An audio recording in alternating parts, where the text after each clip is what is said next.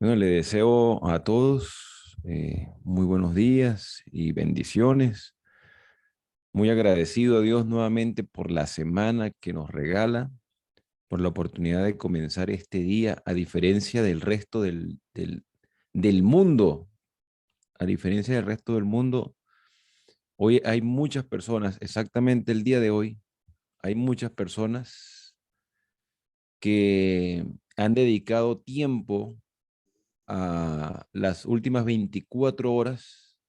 Le han dedicado tiempo, energía, dinero, capacidades al culto directo a Satanás, así como usted mismo lo escucha. Porque el día de ayer, ustedes saben que Satanás ha desviado el propósito de Dios, ocultando una fecha importante para el cristianismo, solapándola con el día que comúnmente se llama Halloween o Día de las Brujas, donde mayormente los atacados son nuestros niños, que son motivados a salir a la calle disfrazados, a salir a la calle con esa inocencia infantil motivada por los padres, a buscar dulces, caramelos o simplemente tratar de identificarse con un personaje de ficción.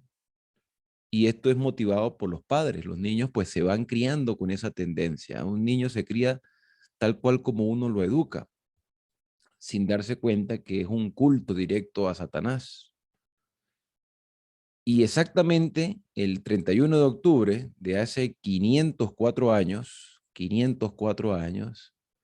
se estaba protestando, se estaba manifestando un hombre con respecto a los abusos de lo que era la iglesia en aquel entonces, o lo que era el sistema eclesiástico del año 1517, donde el cristianismo estaba pasando por esta etapa de la iglesia tiatiriana.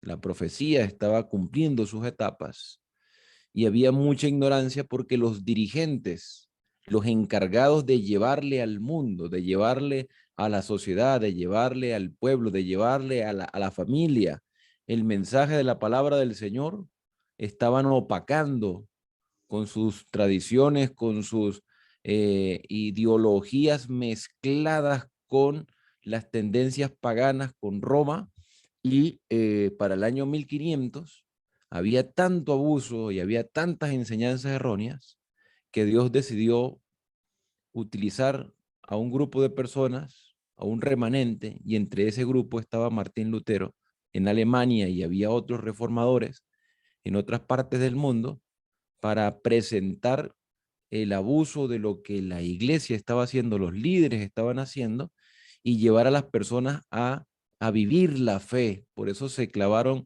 95 tesis de justificación por la fe, donde el hombre puede acercarse a Dios, donde puede ejercer la fe tranquilamente, confiando en lo que el Señor está haciendo. Y aunque no era toda la verdad, no era todo lo que se estaba presentando, todo lo que se presentó no era todo lo que el Señor había revelado, sino que se estaba tratando de recuperar el inicio de la escritura, de volver a la escritura, de volver a estudiar. Entonces Satanás está solapando este acontecimiento histórico importante, que es prácticamente en el mundo conocido como la Reforma Protestante, el inicio de la Reforma Protestante. Satanás lo solapa con un evento que también tiene muchos años celebrándose o utilizándose para el culto al diablo, como es el día del Halloween. Entonces, fíjese que ahí está en medio la batalla, ahí está la lucha nuevamente entre Cristo y Satanás.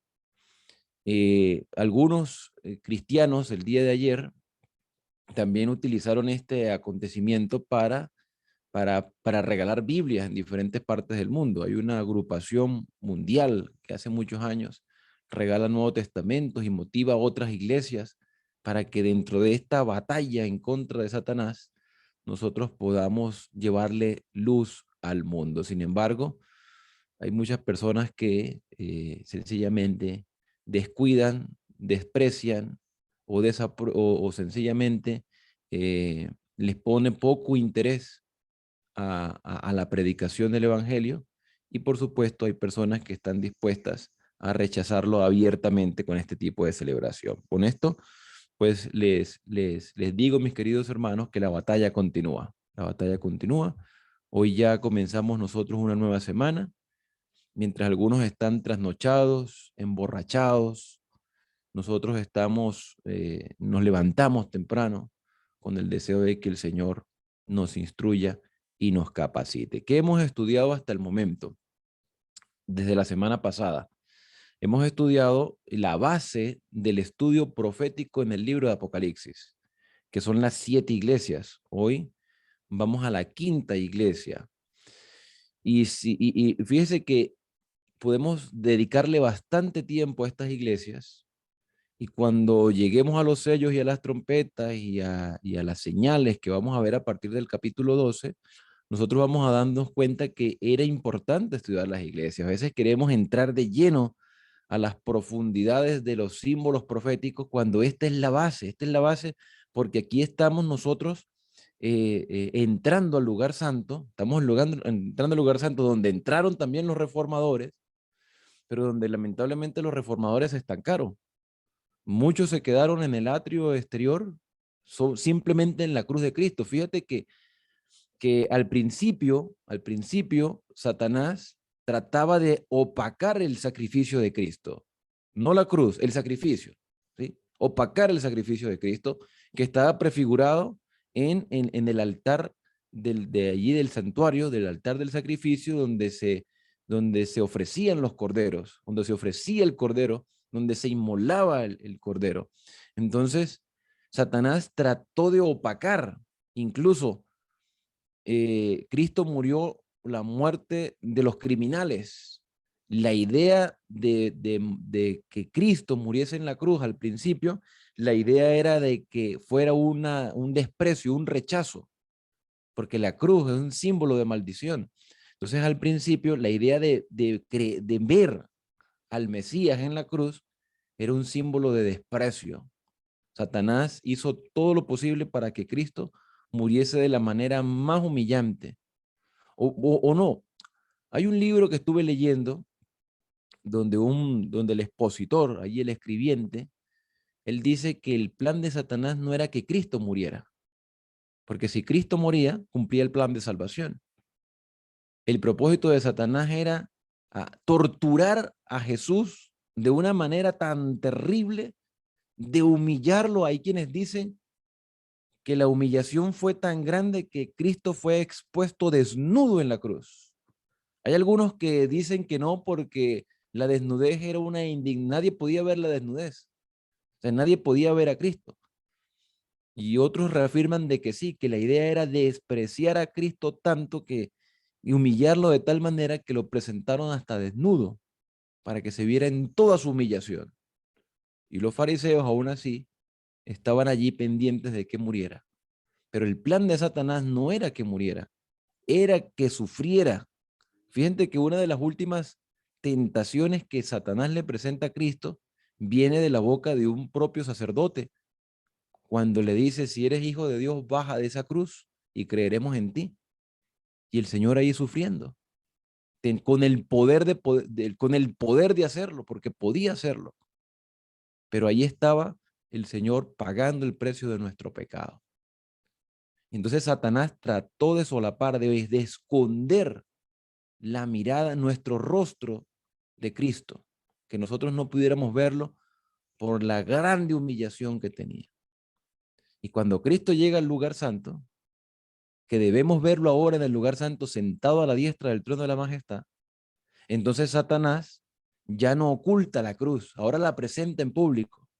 Fíjate que Satanás va cambiando la estrategia, la presenta en público, que la gente la acepte. Hasta Constantino aceptó la cruz, que era un emperador pagano, que después llegó a decir Constantino que Dios le había revelado: con este símbolo vencerás. Entonces ya la cruz se vuelve como una tendencia modernista. Ahora la cruz se utiliza para todo. y todavía las tenemos en las iglesias algunos. Y hay mucha discusión con esto de la cruz. Unos dicen que sí, otros dicen que no, que se debe utilizar, que no se debe utilizar. Cuando tú y yo vemos la perspectiva del plan de salvación, cuando tú vemos cómo Cristo ha ido avanzando en este plan que él mismo elaboró, nos damos cuenta que hay cosas que ya deben quedar atrás.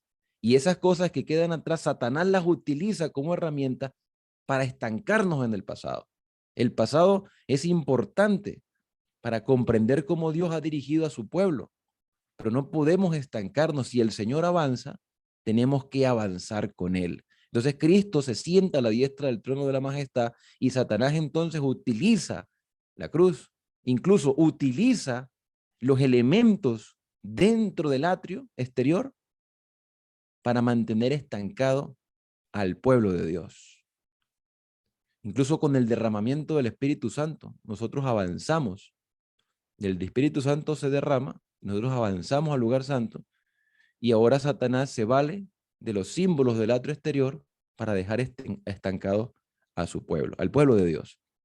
Muy bien, entonces llegamos al lugar santo, estamos en el lugar santo según el estudio apocalíptico, allí vamos estudiando las etapas de las iglesias y nos damos cuenta y nos vamos a percibir claramente cuando lleguemos a la iglesia de Filadelfia y la Odisea, que ya la etapa es diferente y Satanás va a intentar de que nosotros nos quedemos en el pasado. Entonces vamos a ir avanzando. Estamos estudiando hechos, acontecimientos que se han ido cumpliendo a lo largo de la historia, pero tenemos que avanzar.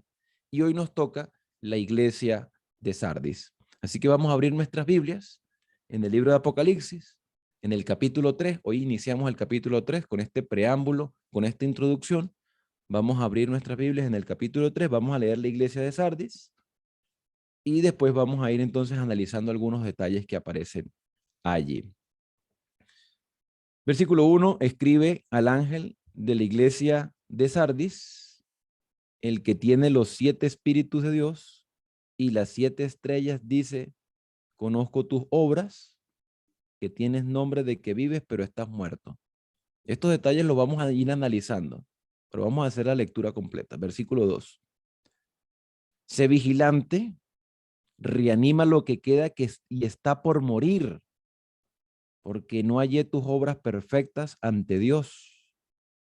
Acuérdate de lo que has recibido y oído. Guárdalo y arrepiéntete. Si no velas, vendré como ladrón y no sabrás a qué hora vendré sobre ti. Con todo, tienes unas pocas personas en Sardis que no han manchado su ropa y andarán conmigo vestidas de blanco porque son dignas. El que venza será vestido de ropa blanca.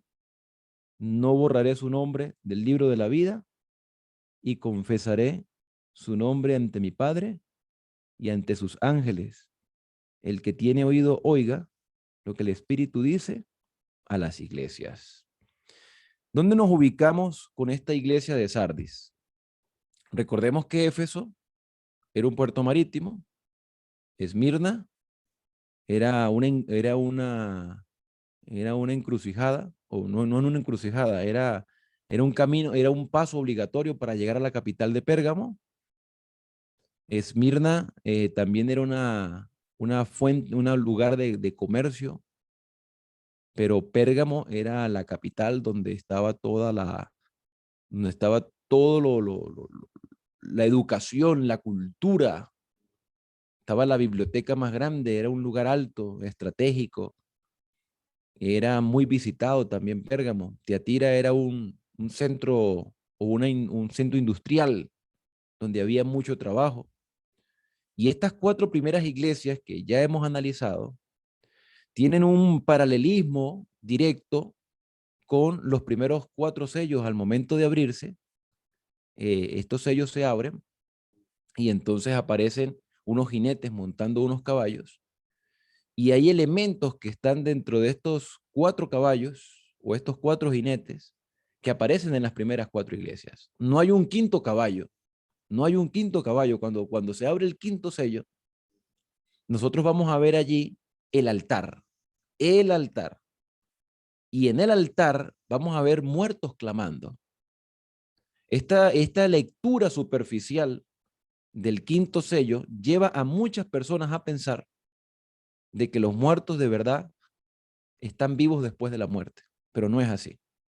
Porque tenemos claro, porque la Biblia es su propio intérprete, la Biblia dice que los muertos nada saben y que ya no hay más paga, ya no hay más memoria, ya no hay más nada en la muerte es como un sueño. Entonces, ¿cómo aparece en el quinto sello personas muertas clamándole al Señor? El elemento no es la persona muerta, el elemento es el altar, ellos están clamando en el altar. Hay que descubrir de qué altar estamos hablando porque había dos altares. Estaba el altar del sacrificio y estaba el altar del incienso. Entonces, como hemos dicho al principio, el altar del sacrificio tuvo su cumplimiento en la cruz del Calvario.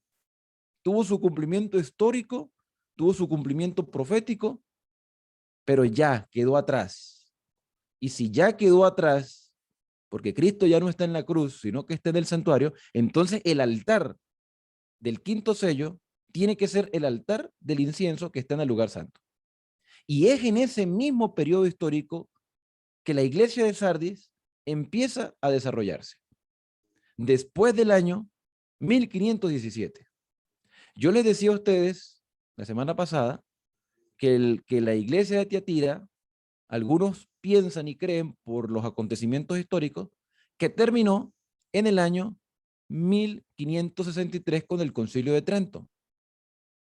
Pero nosotros podemos darnos cuenta a través del año 1517 que también es una fecha importante porque allí también la iglesia de Sardis va a cumplir un papel fundamental. O sea, parece que hay una unión allí en estos dos periodos. Hay una unión donde termina una y empieza otra. No es que termina automáticamente una, sino que van en desarrollo, se va a desarrollando una con otra, como cuando uno va por mitad de camino de una ciudad a otra, no están ni en una ciudad ni están en otra, pero está en mitad de camino. Eso pasa también con las iglesias. Cuando nosotros decimos que la iglesia de Éfeso termina en el año 100, tomamos la referencia por la muerte de Juan. Pero el año 70 jugó un papel fundamental en este periodo histórico.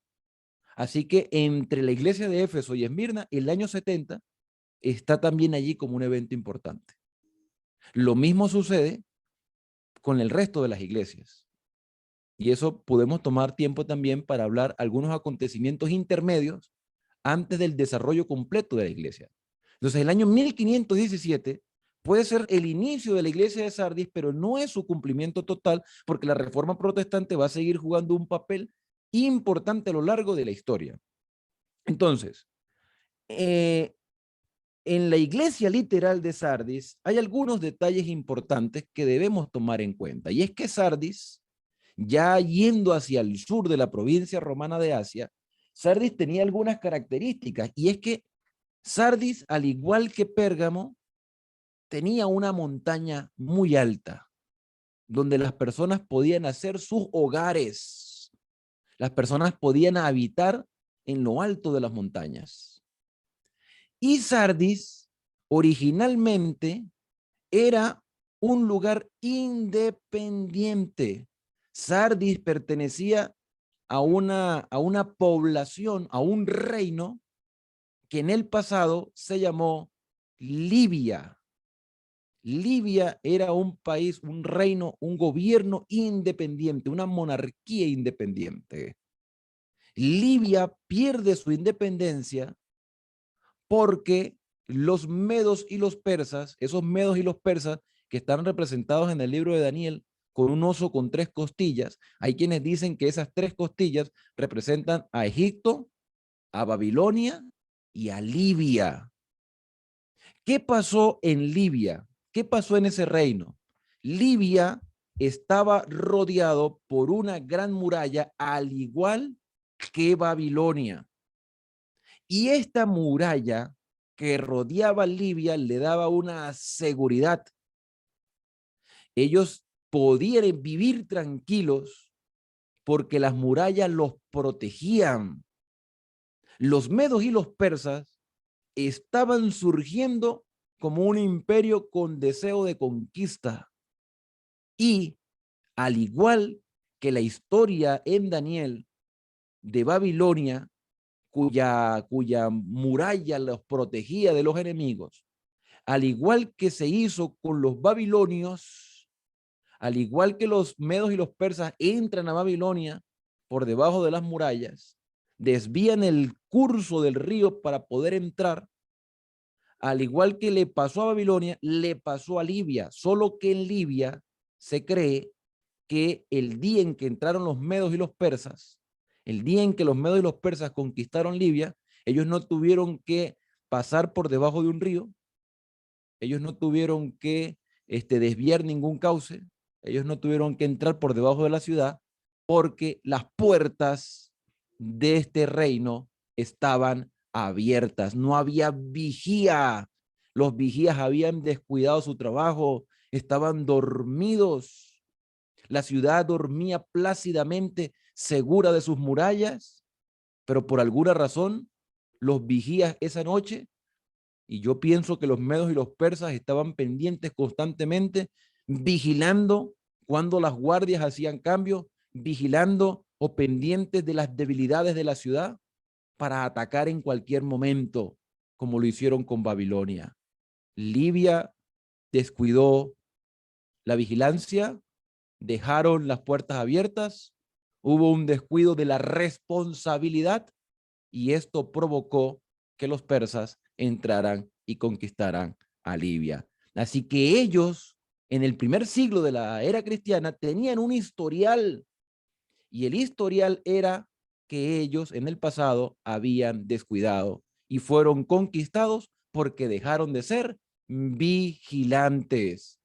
El pueblo dormía tranquilo en sus casas porque en otras ocasiones ellos habían sido atacados por enemigos, las murallas y los vigilantes los habían protegido y tenían la seguridad de seguir durmiendo sin darse cuenta que el vigía o los vigías y los guardias habían descuidado su responsabilidad. Y ese detalle histórico nos da una clave para entender el mensaje a Sardis.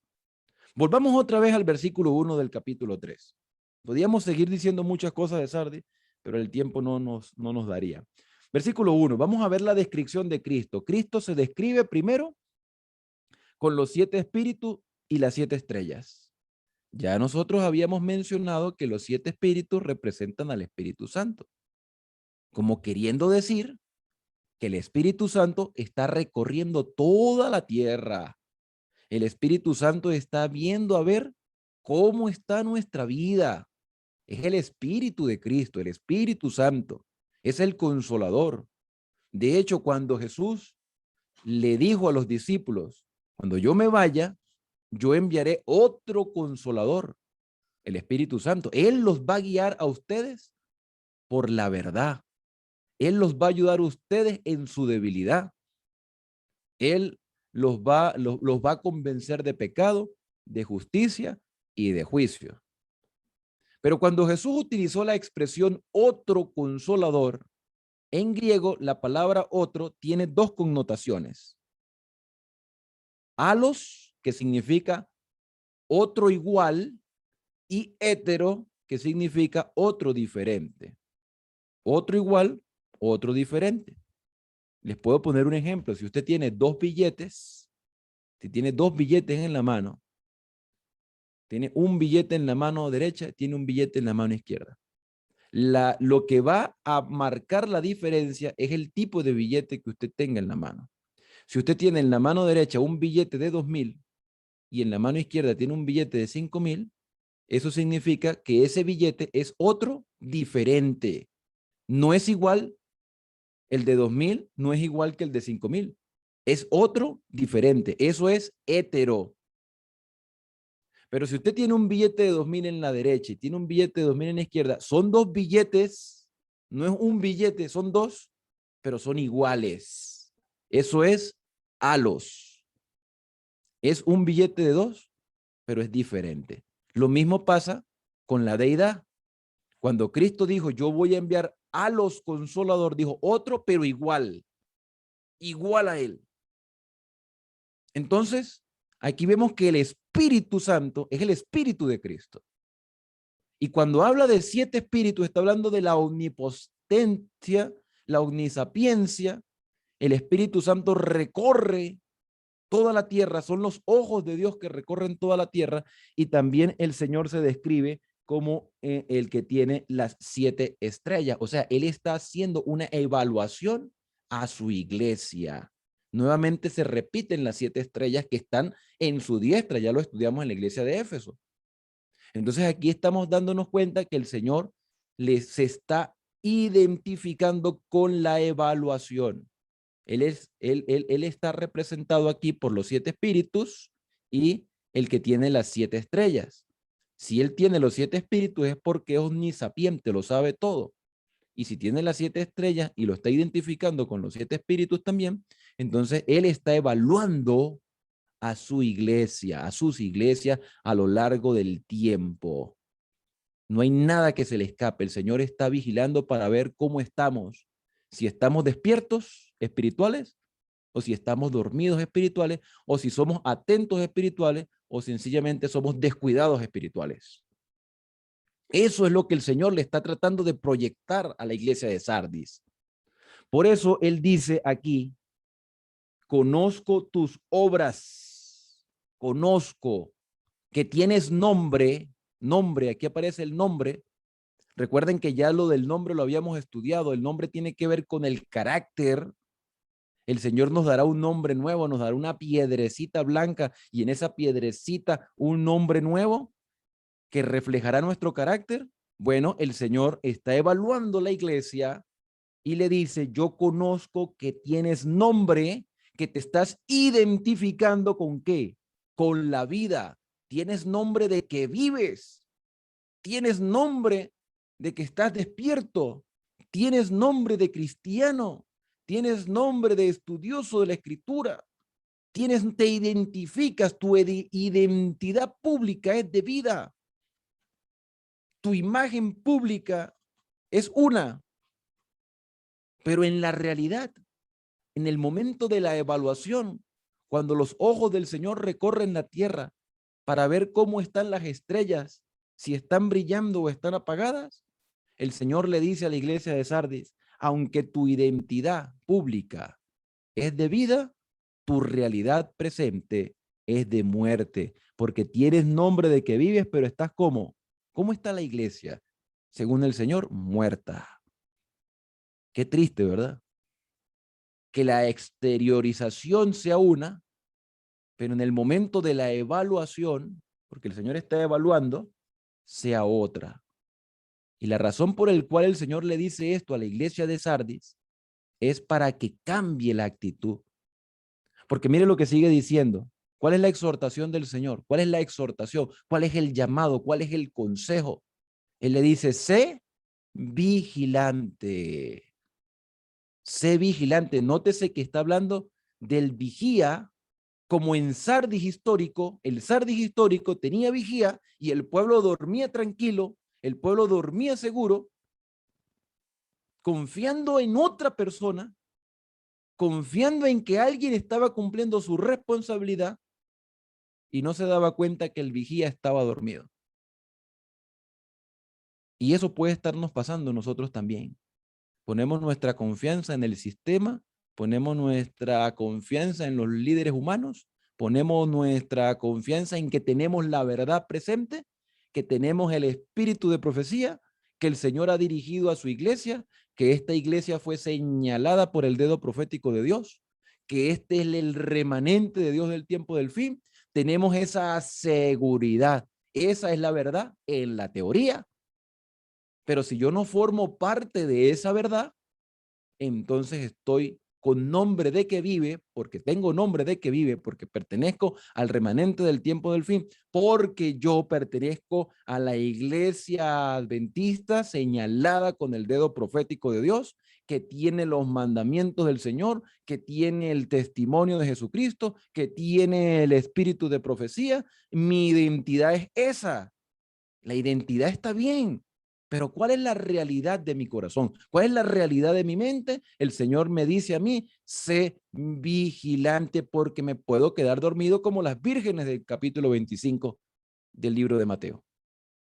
Las vírgenes se quedaron todas dormidas, pero la realidad es que unas estaban apercibidas porque habían hecho provisión, justamente provisión del aceite que representa al Espíritu Santo. Justamente el Espíritu Santo está aquí recorriendo la tierra, pero otras también dormidas sin hacer provisión. ¿Sí se dan cuenta cómo el Señor nos va mostrando lo que Él desea para nosotros?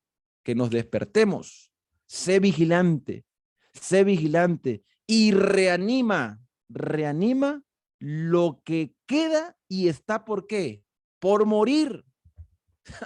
Imagínense, el Señor le está diciendo, mira, despiértate ya de una vez, ahora, es hora de pararse, es hora de levantarse, es hora de apercibirse, porque lo que te queda se te está muriendo. Trata de reafirmar lo que te queda. Y eso es lo que estaba pasando en el periodo de Sardis. Venían de un periodo teatiriano cuando la iglesia asume un poder político en el año 538. Y en ese periodo teatiriano, algunos se despiertan, los reformadores, y dicen, esto no puede seguir así. ¿Cómo es eso que hay que pagar indulgencia? ¿Cómo es eso de que ahora que si yo pago, que si el dinero llega a la urna, entonces el alma de mi familia y de mi familiar sale del purgatorio? ¿Purgatorio? ¿Quién se inventó esa historia? No, el Papa. Oh. Y la gente del pueblo común, que no tenía acceso a la Biblia como tú y yo lo tenemos, porque había que aceptar lo que el cura dijese en la misa, y la gente no tenía acceso a la escritura. De hecho, tener la escritura en ese tiempo era un crimen, era un delito. A personas las mataban por leer la Biblia, a las personas los mataban por recitar salmos o el Padre Nuestro, o por enseñar lo que aprendían. A Martín Lutero y a Wycliffe y a Hus no lo mataron rápido porque ellos eran sacerdotes. Si no lo hubiesen matado rápido. A Lutero, bueno, Dios lo protegió, pero Hus tuvo que morir en la hoguera. Y a Wycliffe se quedaron con las ganas de matarlo muchas veces. Y aún así, ya estando Wycliffe en la tumba, exhumaron sus huesos para quemarlos y lanzarlos al río. Y así como las cenizas de Wycliffe recorrieron ríos y llegaron posiblemente a los mares, yo no sé hasta dónde habrán llegado esas cenizas, así fue recorriendo también la reforma, porque el Señor fue despertando a su pueblo. Se estaba muriendo la iglesia, se estaba muriendo la educación hacia la escritura, se estaba descuidando la oración, y el Señor entonces reanimó, pero Él nos hace una exhortación. Él nos exhorta porque nace la reforma protestante y la reforma protestante empieza a estancarse también. Ese deseo que tenían los reformadores de proclamar el evangelio y de llevar el mensaje a cualquier parte hizo que muchos sintieran la seguridad de tener la escritura en sus manos, pero estancarse, porque Satanás, como les dije al principio, ha siempre cambiado la estrategia para estancar al pueblo de Dios. Entonces la exhortación es: reanima lo que está por morir, porque no hallé tus obras perfectas ante Dios. ¿Fue la reforma protestante perfecta? No lo fue. La reforma protestante no fue perfecta, pero fue el inicio. Y el problema con la mayoría de los protestantes hoy es que se estancaron, se quedaron en 1517. Se quedaron con la justificación por la fe y no avanzaron. Eso es bueno. Lo mismo que pasó en 1888 dentro del adventismo. Lo mismo. Nos estancamos. Entonces, la idea es que el Señor va guiando a su pueblo para que su pueblo continúe la carrera. Versículo número 4. Acuérdate de lo que has recibido, la responsabilidad y lo que has oído. Recuerda toda la historial, todo lo que ya se ha estudiado, todo lo que ya se ha analizado, toda la historia bíblica, toda la historia de los profetas, toda la historia apostólica, todos los martirios de la Edad Media, el oscurantismo que llegó por causa del Imperio Romano dentro del sistema. El Señor le dice, mira, acuérdate de lo que has recibido y oído. No olvides lo que pasó atrás, no lo olvides, pero avanza, guárdalo y arrepiéntete. Si no vendré, ¿cómo qué? Mire mire la expresión. Decíamos en la iglesia de Tiatira, decíamos en la iglesia de Tiatira que el Señor le había dicho, vamos a revisar lo que el Señor le había dicho a Tiatira, ¿no? En el capítulo 2. El Señor le dijo, versículo 26, el que venza y guarde mis obras, ¿hasta cuándo? Hasta el fin. O sea, mire que el Señor está proyectando las cosas hacia el final. Le daré autoridad sobre las naciones. Y ahora a Sardis le dice lo siguiente. Si no velas, versículo 3, vendré a ti como ladrón y no sabrás a qué hora vendré sobre ti. O sea, llega Cristo y no se van a dar cuenta que llegó. O Cristo cambia su ministerio de sacerdote a sumo sacerdote, llega Cristo al lugar santísimo y la gente ni se entera. Y eso es lo que está pasando en el protestantismo el día de hoy.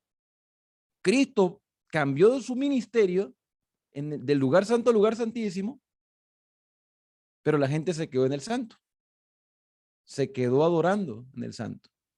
Se conformó con la enseñanza de los protestantes, de los reformadores, pero se estancó allí. Entonces nosotros tenemos que seguir avanzando. Por eso el Señor dice, mira, si tú no vigilas, puedo llegar y tú no te vas a dar cuenta. Y este también es un mensaje para nosotros, porque también, aunque fueron iglesias literales y tuvieron cumplimiento histórico, también tiene una enseñanza para ti y para mí el día de hoy.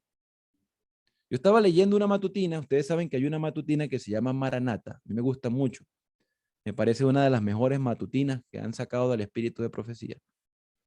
Todas son buenas, pero esa es especial.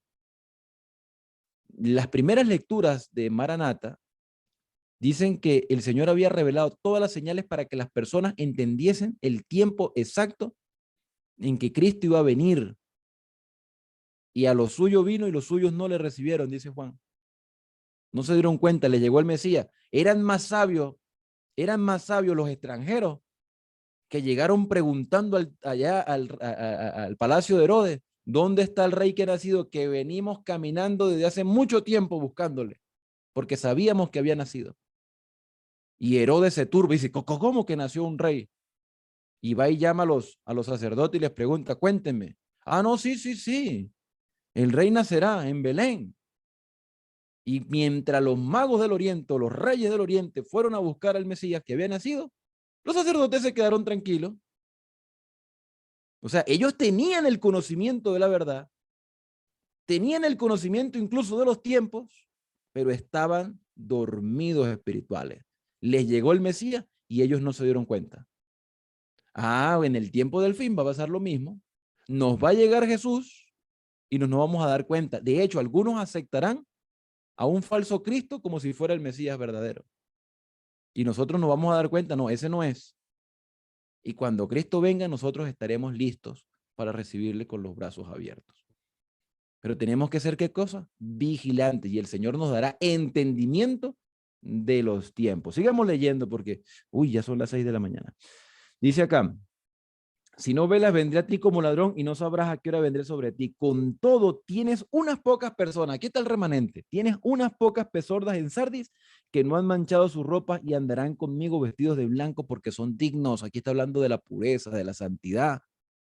Lo interesante es que las ropas se blanquean con la sangre de Cristo. Aquí hay un cristianismo verdadero, un cristianismo que no se estanca y lo llama unas pocas personas. Qué triste que sean pocas, pero esas pocas personas están haciendo la voluntad del Señor. Ese remanente tiene una actitud diferente al resto de los demás que dicen que tienen nombre de vida, pero están muertos. Versículo 5. El que venza será vestido ¿de qué cosa? De ropa blanca. Pero es que, oye hermano, mire, el versículo 4 me dice que esas pocas personas no han manchado sus ropas y andan con el Señor vestidos de blanco porque son dignas. Y el versículo 5 dice, al que venza será vestido de ropas blancas. Estas personas ya han vencido. Estos que aparecen aquí, estos pocos que han vencido en Sardis, esas pocas personas que no han manchado su vestidura, ya vencieron. Esas personas que no han manchado sus vestiduras son las mismas personas que están en el altar del quinto sello clamándole al Señor justicia. Vamos a pasar, vamos a saltarnos unos capítulos. Vamos al quinto sello, que está en el capítulo 6. Dice, cuando se abrió el quinto sello, versículo 9, vi debajo del altar las almas de los que habían muerto por la palabra de Dios y por el testimonio que habían dado. El testimonio. O sea, murieron siendo verdaderos cristianos, no negando la fe de la luz que habían recibido para aquel entonces. Vivieron a la altura de la luz que habían recibido. Si ellos hubiesen recibido más luz y hubiesen tenido más tiempo de vida, hubiesen vivido de acuerdo a la luz que se les estaba revelando. No se estancaron solamente con el pasado. Ellos avanzaban porque dicen que dieron testimonio. Dice aquí que fueron muertos por causa de la palabra de Dios y por el testimonio que habían dado. Versículo 10. Y clamaban a gran voz, ¿hasta cuándo, Señor santo y verdadero, no juzgas y vengas nuestra sangre de los que han de morar en la tierra o de los que moran en la tierra? Versículo 11. Entonces les dieron a cada uno, ¿qué cosa? Un vestido blanco. Si a ellos se le dieron vestidos blancos y estaban muertos, era porque en vida habían vencido y ya estaban listos para la salvación, solamente están esperando. Pero simbólicamente es como que el testimonio que ellos dejaron, que está escrito en los libros de la vida, porque aquí en la iglesia de Sardis, se habla del libro de la vida. O sea, el Señor tiene todo registrado de lo que otros hicieron en el pasado y han dado testimonio para que tú y yo no seamos ignorantes. Y el Señor les dice a estas personas que están en Sardis, cuyos registros están en el cielo, y esos registros muestran que ellos amaban la justicia y si hubiesen estado vivos, estuvieran clamándole al Señor, y eso es lo que representan esos muertos en el altar.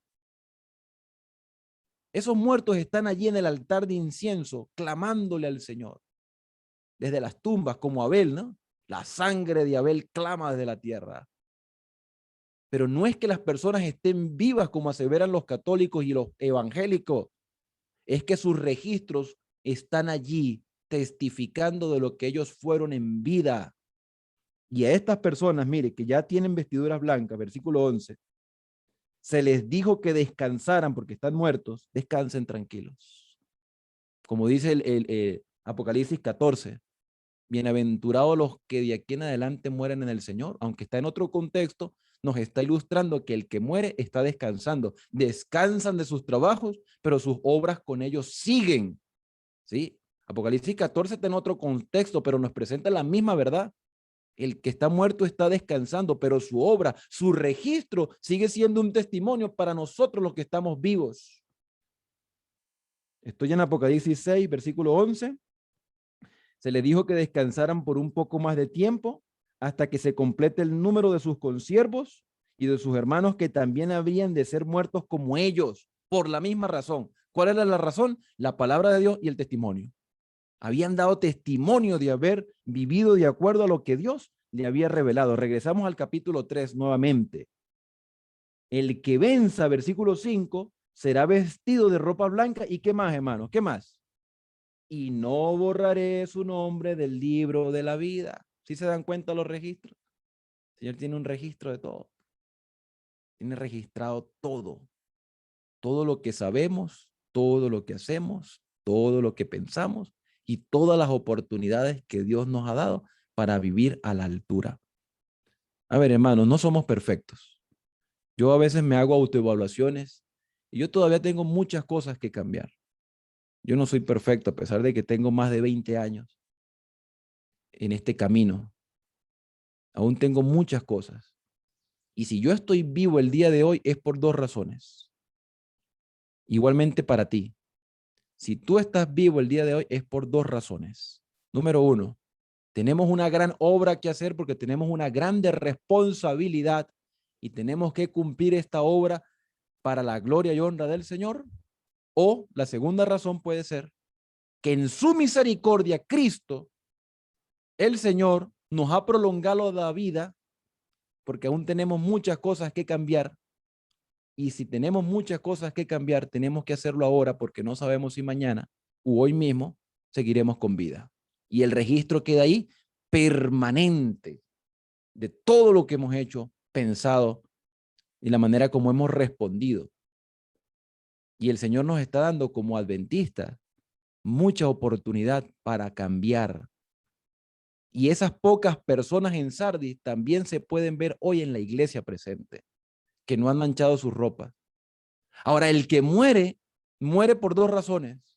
Uno, ya está listo para la salvación y el Señor lo llevó al descanso para que no corra más el riesgo de perderse a mitad de camino. Sí, ya está muerto, descansando, ya está listo. El Señor le dio la oportunidad, la aprovechó y lo llevó al descanso. O la otra razón es que ya no había solución para su vida, ya colmó ya colmó la paciencia del Señor y mejor que descanse para que no siga haciendo más daño y ya, listo, que descanse y no destruya más vidas. Pero mientras haya vida, el Señor nos está dando una oportunidad de ser transformados. Y por eso la exhortación es la siguiente: el que venza será vestido de ropa blanca. ¿Se acuerdan que yo les hablaba la semana pasada de la corona que se gana con esfuerzo, no por nuestros méritos, sino por los de Cristo? Pero yo tengo que hacer un esfuerzo. Esa corona se llama estéfanos. Entonces, el que venza será vestido de ropas blancas. Tiene que haber un esfuerzo de nuestra parte y no borraré su nombre del libro de la vida, sino que que confesaré su nombre, ese nombre de vida que sí vive en realidad conforme a lo que Dios le ha revelado. No es simplemente nombre de vida, pero está muerto. No, yo confesaré su nombre ante mi Padre y ante sus ángeles. El que tiene oído, oiga lo que el Espíritu dice a la iglesia. ¿Por qué? Porque Cristo está a la diestra del Padre. El Señor va a confesar. O sea, Cristo, el Señor Jesús, es nuestro representante ante el Padre. Y a través de los méritos de Cristo, Cristo dice, sí, miren, ellos han hecho su esfuerzo. No son perfectos, ellos están ahí batallando. Aunque el versículo de la Escritura, hablando de la referencia a Jesús, Jesús dice, sed vosotros perfectos. Algunos dicen que está en futuro, dice, seréis vosotros perfectos como vuestro Padre Celestial está en los cielos, es perfecto. Nosotros podemos alcanzar la perfección solo a través de los méritos de Cristo, solo a través de Cristo, que confiesa nuestro nombre delante del Padre, un nombre de vida, no un nombre de muerte. Ahora, hermanos, ¿qué pasó en el periodo de la iglesia protestante? El periodo de la iglesia protestante, que Dios le reveló una gran luz, se dedicó a otra cosa. El protestantismo se empezó a desviar, porque el protestantismo empezó a fragmentarse. Satanás se metió dentro del protestantismo. Satanás ha logrado su objetivo dentro del protestantismo. Todas estas subdivisiones dentro de las iglesias protestantes han causado de que la iglesia tenga nombre de vida, pero está muerta. Nosotros pertenecemos al protestantismo, pero un protestantismo que creemos y consideramos que guarda los mandamientos de Dios y tiene el testimonio de Jesucristo, y por lo tanto creemos que somos parte del pueblo remanente, pero aún ese remanente necesita evaluarse cada día para no caer en el error que cayó al principio la Iglesia Católica, que no se llamaba así, que era la Iglesia Apostólica, y después la Reforma Protestante, que Dios la encaminó, pero que se desvió porque se estancó, no quiso seguir avanzando, se murió Lutero, entonces no, lo que Lutero aprendió, eso es todo, ya, Lutero. Por eso la iglesia luterana, no, lo que dijo Lutero. Yo nunca he conocido un luterano, no he tenido la oportunidad nunca de hablar con un luterano, pero si se llaman luteranos es porque creen las enseñanzas que Lutero aprendió en la escritura, pero hasta allí. Nos quedamos en luteranos. La iglesia calvinista, nos quedamos allí con Calvino. La iglesia wesleyana, no, nos quedamos con Wesley. Wesley avanzó más que Lutero, pero se murió. Entonces los wesleyanos, no, con Wesley ya ahí. Hay quienes piensan, hermano, hay quienes piensan que nosotros como adventistas Hay quienes piensan que nosotros reverenciamos a la sierva del Señor, a Elena White. Eso es falso. La sierva del Señor descansó y dejó sus escritos. Pero ella dijo, y lo tengo por ahí anotado, en un libro llamado Manuscritos Inéditos, tomo 1, la sierva del Señor dice que el Señor seguirá dando luz. Así como Dios le reveló a la sierva muchas cosas que hoy en día lamentablemente algunos han dejado a un lado, yo no sé por qué, el Señor seguirá dando luz. Ahora, si yo rechazo la luz pasada, ¿cómo espero yo seguir avanzando? O sea, yo no puedo rechazar las enseñanzas que Dios le reveló a Lutero, ni puedo rechazar las enseñanzas que Dios le dio a la sierva, a Elena White, porque eso me muestra a mí cómo Dios ha dirigido su iglesia en el pasado. Pero el Señor sigue revelando. Hay más luz. Hay quienes no rechazan las enseñanzas de Elena White, pero se estancan con ella. No, que eso lo dijo ya cerrado, no hay más que decir. Pero el Señor sigue dando luz porque ella misma dijo, el Señor seguirá revelando. Yo los insto a que lean ese libro, Manuscritos Inéditos. Mañana se los voy a presentar la página exacta donde ella dice eso, pero el Señor tiene el control de todo, porque nosotros no somos simplemente adventistas, no somos simplemente cristianos, nosotros somos el remanente que el Señor sigue dirigiendo. Cristiano puede cualquiera cristiano, cualquiera puede adventista, pero ese remanente que no ha manchado sus ropas, que sabe que el Señor tiene todo en un registro, en el libro de la vida, porque corremos el riesgo de perder el nombre, mira a Cristo ya no solamente en la cruz y ya no lo mira en el lugar santo, sino que ahora lo mira en el lugar santísimo, a la diestra del trono de la majestad del lugar santísimo, allí como nuestro sumo sacerdote. O sea que hemos avanzado. Y con esto terminamos la iglesia de Sardis. Mañana, si Dios nos da vida, entonces entraremos a la sexta iglesia, que es la de Filadelfia, y ya con el contexto histórico que les he dado, entonces seremos transportados a la iglesia que tiene una puerta que solamente el Señor puede abrir, y si Él la abre, nadie la cierra, y si Él la cierra, nadie la puede abrir, porque el que tiene el control de todo es el Señor. Que Dios les bendiga, mis queridos hermanos. Les deseo un feliz día para todos y espero que este mensaje haya sido de grande bendición.